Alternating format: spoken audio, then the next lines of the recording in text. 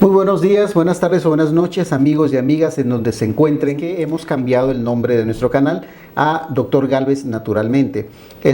Como siempre, pues es nuestro canal dedicado a recomendaciones y a tratamientos con medicina natural exclusivamente. Y en esta ocasión vamos a tratar de una enfermedad, o vamos a hablar, mejor dicho, de una enfermedad que es bastante común y lo pueden padecer personas de diferente edad. En este caso, la gastritis vamos a ver cuáles son las características que debe cumplir una patología como esta para que yo esté seguro de que padezco gastritis. No es solo decir creo que tengo gastritis, sino que necesitamos tener métodos de diagnóstico para saber si realmente es una gastritis o puede ser cualquier otra enfermedad. Vamos a ver también cuáles son las características que debemos cumplir o cuáles son los síntomas que debemos tener para nosotros estar seguros de que padecemos de una gastritis. Y al final de nuestro video vamos a ver las plantas que nosotros recomendamos para el tratamiento natural de esta enfermedad. Esperamos que sea de su agrado nuestro video y los invitamos a que se queden y nos acompañen. Muy bien, amigos, continuando con nuestro video, vamos a hablar de lo que es la gastritis. Primeramente, nosotros necesitamos un método de diagnóstico conocido como endoscopía para tener la certeza de que realmente padecemos de gastritis. Es la única forma para nosotros estar seguros de que padecemos de gastritis. ¿Qué es la gastritis? La gastritis no es más que la inflamación de la mucosa del estómago, o sea, la pared interior de nuestro estómago. Cuando nosotros vamos a una clínica de diagnóstico o a un centro de diagnóstico y nos hacen una endoscopía, lo que hacen es introducirnos una pequeña cámara a través de la boca y el esófago que va a bajar acá por donde está la flecha de nuestro ratón y que es la parte del esófago, va a introducirse hasta la parte del estómago, que es toda esta zona de acá. De esto que ustedes ven acá como remolinitos, como trazos de pliegues, mejor dicho. Esto es lo que se conoce como la mucosa del estómago. Cuando nosotros padecemos de gastritis, entonces va a suceder que la mucosa de nuestro estómago va a inflamarse. Hay algo muy importante aquí que hay que hacer notar. No es lo mismo gastritis que úlcera gástrica. Cuando nosotros padecemos de úlcera gástrica es cuando ya la primera pared de tejido, o sea, la mucosa, en nuestro caso, va a ser penetrada, mejor dicho, y va a pasar a la submucosa. Cuando esto sucede, ya se va a formar una pequeña úlcera ahí y en ese caso ya vamos a tener incluso sangrado. Pero mientras nosotros nos refiramos solo a gastritis, únicamente vamos a hablar de lo que es inflamación de la mucosa. Ahora bien, ¿cuáles son las características, aparte del diagnóstico ya a través de la endoscopía, que me van a decir a mí que yo padezco gastritis? Pues una ardor o quemazón en el área que nosotros conocemos en el área del estómago, que le llamamos comúnmente, o lo que se le llama también popularmente como boca del estómago, cuando a veces también vamos a sentir, puede ser una inflamación que se puede dar de forma reciente o aguda, o a una inflamación crónica cuando ya se padece desde mucho tiempo atrás. Hay que tomar en cuenta que algunos de los pacientes, o sea, no todos van a presentar los mismos síntomas, o todos los síntomas, mejor dicho, y en algunos casos hay pacientes que no presentan ningún síntoma y tienen presente esta patología.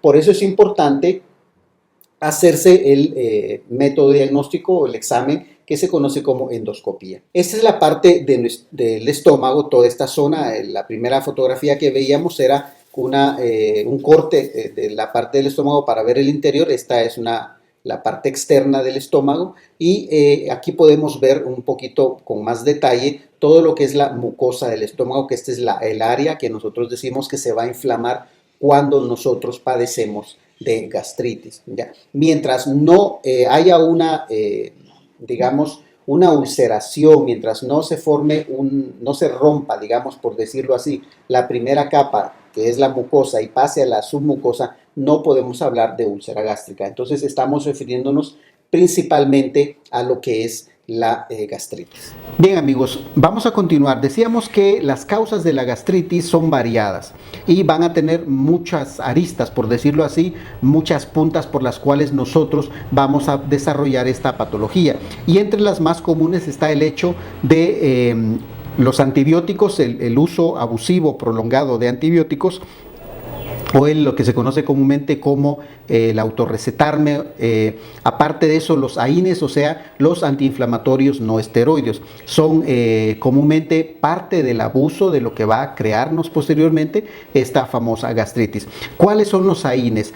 Por ejemplo, la aspirina, el ibuprofeno, el naproxeno, la indometacina, el ketoprofeno, el piroxicam, entre otros, de una serie de antiinflamatorios que nos pueden causar daño. Ahora, ¿a qué se debe este daño? Generalmente abusamos del uso a través de autorrecetarnos nosotros mismos o a veces el médico nos deja en determinados días y nosotros seguimos abusando del uso, y esto nos va a causar con el tiempo pues la mayor problema en este tipo de enfermedad. Ahora recuerden, se ponen los AINES y los antibióticos porque son la causa principal de la gastritis, pero hay otras causas. Por ejemplo, está el estrés. Este estilo de vida que todos llevamos siempre es muy estresante por el trabajo, por las distancias que a veces tenemos que recorrer para ir de la casa al trabajo y viceversa. También otra causa va a ser la famosa bacteria Helicobacter pylori, que es la que se va a alojar en la mucosa de nuestro estómago y va a provocar que ésta se mantenga irritada, o sea, se mantenga inflamada. El abuso del alcohol, para las personas que son alcohólicas, no necesariamente una persona que bebe todos los días, pero alguien que abusa del alcohol pues va a tener este problema, esta consecuencia de gastritis. El reflujo gastroesofágico es otra razón. ¿Cuándo nos puede agarrar a nosotros reflujo gastroesofágico? Tenemos la costumbre de que dejamos el desayuno a un lado, el almuerzo, por el trabajo, por supuesto, por muchas razones, y a la hora de la cena nos damos un atracón. ¿Qué sucede con esto? Y posteriormente, porque generalmente cada vez que nosotros comemos y comemos demasiado, nos da más rápidamente sueño, entonces nos vamos a la cama. ¿Y esto qué va a provocar? El estómago siempre tiene que estar en movimiento, porque es de esa forma que ayuda a licuar los alimentos para pasarlos posteriormente al intestino delgado.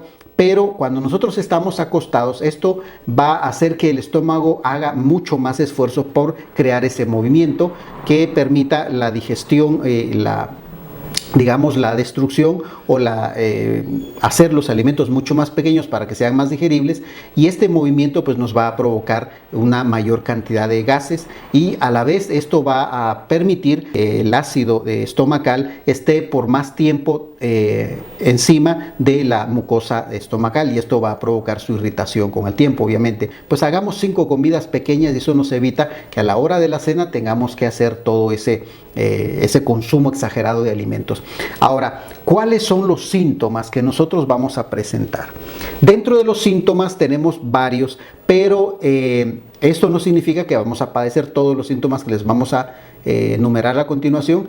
Incluso hay algunos pacientes que no van a presentar ningún síntoma, o sea, son asintomáticos, pero dentro de los síntomas vamos a mencionar ardor o quemazón en lo que se conoce comúnmente como la boca del estómago, que es esta área de aquí más o menos, falta de apetito, náuseas y vómitos, dolor en la parte superior del abdomen, inflamación del vientre, lo que se conoce como heces negras, que esto ya es cuando el ácido ha traspasado la mucosa, ya está enfrente o en presencia de la submucosa, que es la segunda capa del estómago en esta área, y eso va a provocar una úlcera. Y si en esa parte hay un vaso sanguíneo, esto va a provocar sangrado y le va a dar a las heces una consistencia negra brillante. Esto nos va a indicar a nosotros como médicos de que la persona tiene un sangrado a nivel del estómago.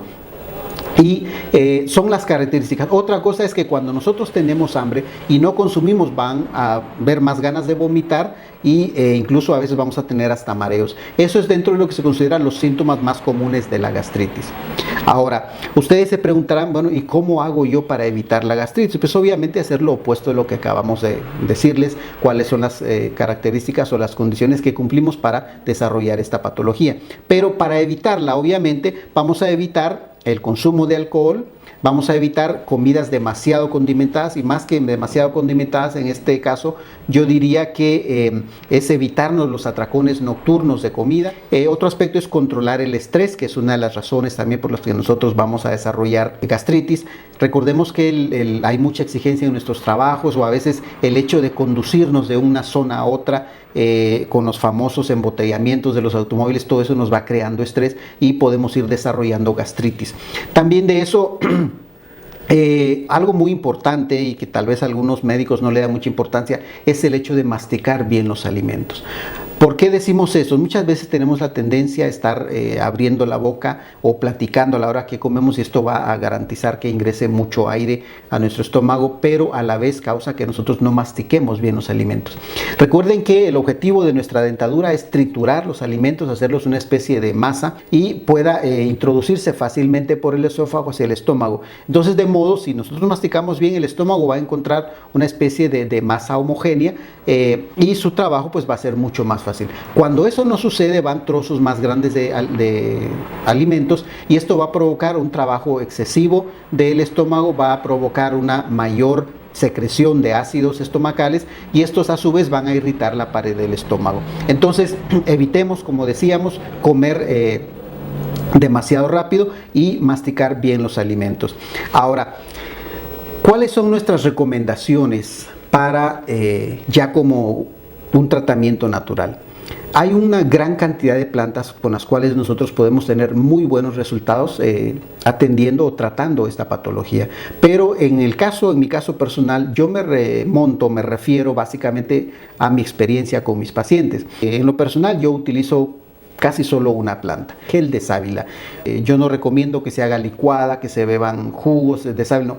Mi recomendación es que nosotros hagamos uso solamente del gel. Pues agarramos una hoja de sábila, más o menos de unos 50 centímetros, y la cortamos longitudinalmente, la abrimos de par en par, y el gel que está adentro vamos a agarrar 2 cucharadas después de cada comida.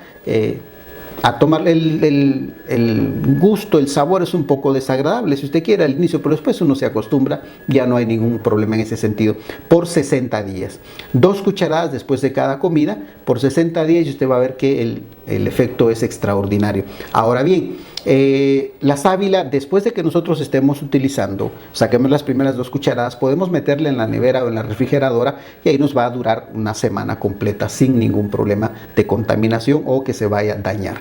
Ahora, hay muchas otras plantas, por supuesto, pero en lo personal, como les decía, a mí es la que mejores resultados me ha dado. Pero podemos citar algo otras que nos van a ayudar en esta situación. Claro que sí. En este caso tenemos la papaya, tenemos la avena, tenemos el mango, tenemos el banano, tenemos la uña de gato peruana, tenemos la moringa, etcétera, entre otras. Hay una gran cantidad de plantas con muy buenos resultados también, pero en lo personal yo me decanto principalmente por la famosa sábila, porque su efecto es extraordinario. Ustedes podrán usarlo y se van a dar cuenta. Y obviamente siempre la recomendación nuestra es: hagamos un cambio de estilo de vida, porque a mí no me gusta mucho hablar de tratamientos, porque muchas veces sabemos que un tratamiento es algo temporal. Cuando nosotros hablamos de un estilo de vida, es que vamos a cambiar desde esa vida estresada que llevamos, darnos esos atracones nocturnos, el uso de alcohol o abusar de los analgésicos o antiinflamatorios, etcétera. ¿Qué es lo que nos va a provocar eso? Pues evitemos todo ese tipo de cosas, comamos a nuestra hora, ¿ya? Alimentémonos sanamente, introduzcamos en nuestros alimentos siempre frutas o verduras o legumbres, lo que usted quiera, pero siempre que vaya en una proporción de 2:1, que significa que el 33%, por decirlo así, o el 30%, tiene que ser algo verde, siempre. No es algo como de adorno, sino que tiene que ser parte de su dieta, de su alimentación, y eso le va a mantener a usted alejado no solo de esta patología, sino de muchas otras. Muy bien, estimados amigos y amigas, hasta aquí llegamos con nuestro video. Ha sido un placer poder dirigirnos a ustedes. Les agradecemos a Gladys, a Ana, a Domingo, a Carlos, que son los suscriptores que nos han pedido este video, y con mucho gusto les estamos siempre a su disposición. Les habló el doctor Roberto Carlos Gálvez.